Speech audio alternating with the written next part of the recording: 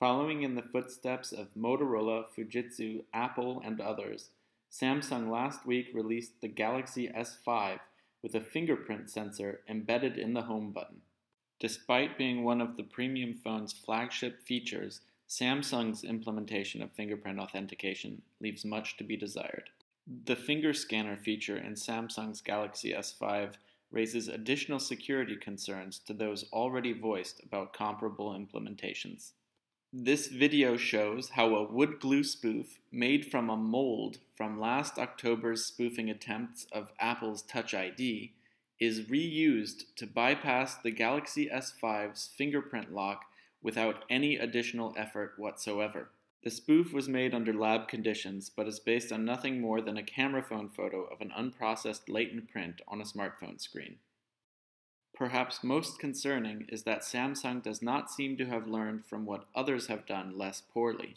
Not only is it possible to spoof the fingerprint authentication even after the device has been turned off, but the implementation also allows for seemingly unlimited authentication attempts without ever requiring a password.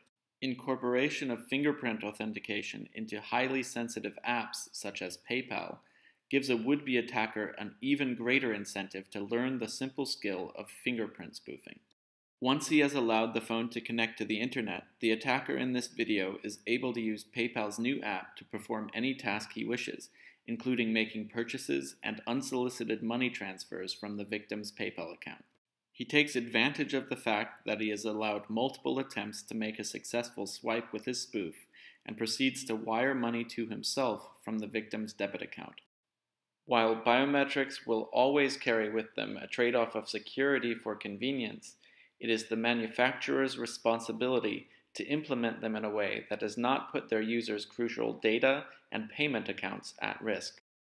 A link to further information, including a step-by-step explanation of how the fake fingerprint was created, is found in the notes.